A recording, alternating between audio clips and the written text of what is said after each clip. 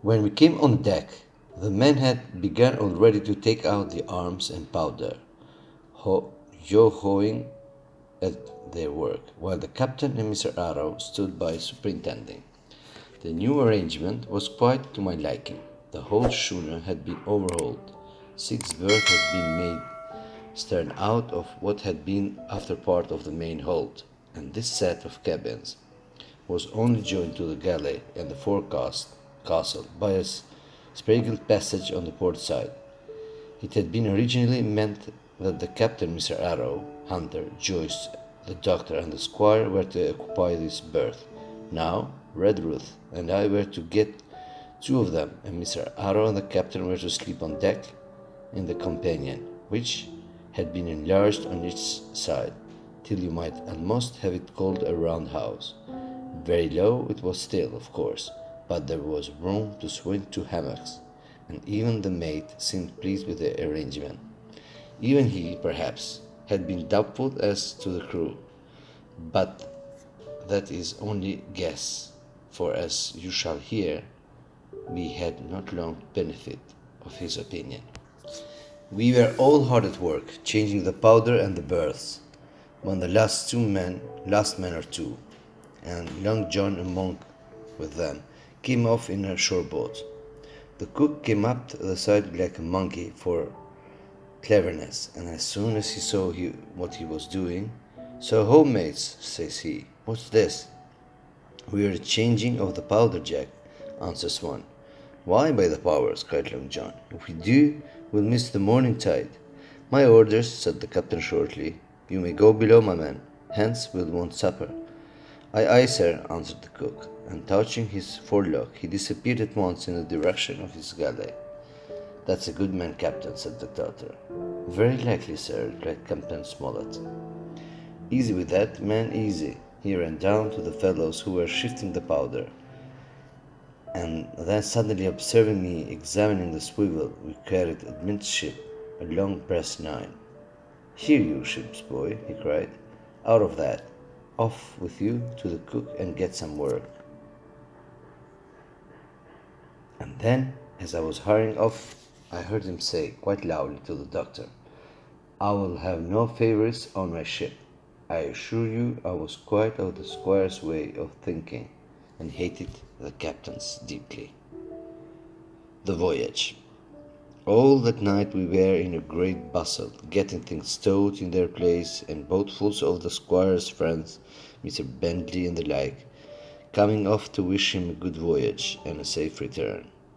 We never had a night at the Admiral Benbow, when I had half the work, and I was dog-tired when, a little before dawn, the boatswain sounded his pipe and the crew began to mend the capstan bars. I might have been twice as weary, yet I would not have left the deck. All was so new and interesting to me, the brief commands, the shrill note of the whistle, the men bustling to their places in the glimmer of the ship's lanterns. "Now barbecue." "They pass the stave," cried one voice. "The old one," cried the other. "Aye, aye, mates," said Long John, who was standing by with his crutch under his arm, and at once broke out in the air in the words I knew so well. 15 men on the dead man's chest, and then the whole crew bore chorus, "Ho, ho, a bottle of rum," and the third, "Ho," drove the bars before them with a will. Even at that exciting moment, it carried me back to the old Admiral Benbow in a second, and I seemed to hear the voice of the captain piping in the chorus. But soon the anchor was short up. Soon it was hanging dripping at the bows.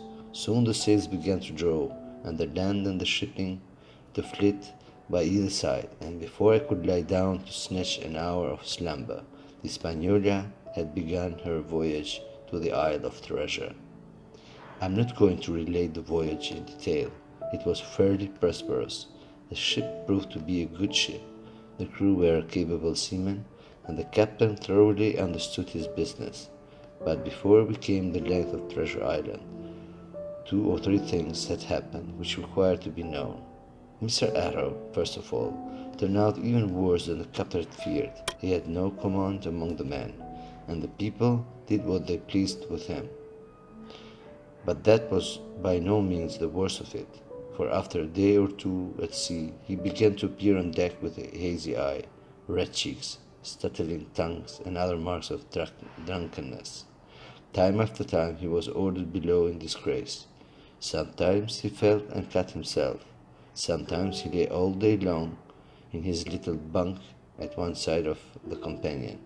Sometimes for a day or two he would be almost sober and attend to his work at least passably.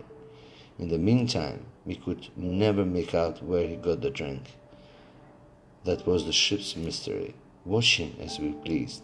We could do nothing to solve it, and when we asked him to his face, he would only laugh if he were drunk, and if he were sober, deny solemnly that he ever tasted anything but water.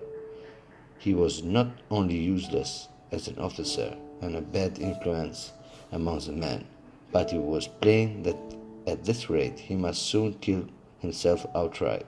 So nobody was much surprised, not very sorry, when one dark night, with a head sea, he disappeared entirely and was seen no more.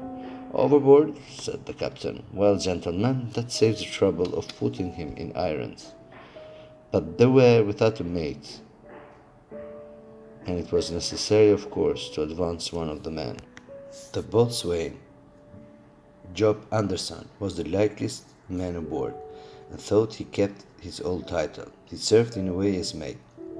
Mr. Trelawney had followed the sea, and his knowledge made him very useful, for he often took a watch himself in the easy weather. And the crossway, Israel Hands, was a careful, wily, old, experienced seaman who could be trusted at a pinch with almost anything. He was a great confidant of Long John Silver, and so the mention of his name leads me on to speak of our ship's cook, Barbecue, as the men called him. Aboard ship, he carried his crutch by a lanyard around his neck, to have both his hands as free as possible. It was something to see him wedge the foot of the crutch against the bulkhead and propped against it, yielding to every movement of the ship, get on with his cooking like someone safe ashore. Still more strange was it to see him in the heaviest of the weather cross the deck. He had a line or two rigged up to help him across the widest spaces. Lockjaw earrings, they were called, and he would hand himself from one place to another, now using the crutch, now trailing it alongside by the lanyard, as quickly as another man could walk. Yet some of the men who had sailed with him before expressed their pity to see him so reduced. "He is no common man, Barbecue," said the coxswain to me. "He had good shooting in his young days, and he can speak like a book when so minded, and brave a lance nothing alongside Long John. I see him grapple for and knock their heads together, him and arms. All the crew respected and even obeyed him. He had a hard-headed way of talking to each and doing everybody some particular service. To me he was unweariedly kind, and always glad to see me in the galley, which he kept as clean as a new pin, the dishes hanging up, burnished, and his parrot in a cage in one corner. 'Come away, Hawkins,' he would say. 'Come and have a yarn with John. Nobody more welcome than yourself, my son. Sit you down and hear the news. Hear Captain Flint.' I called my parrot Captain Flint, after the famous buccaneer. Hear Captain Flint predicting success to our voyage. 'Wasn't you, Captain?' And the parrot would say with great rapidity, 'Pieces of fate, pieces of fate, pieces of fate,' till you wondered that it was not about the breath, or till John threw his handkerchief over the cage.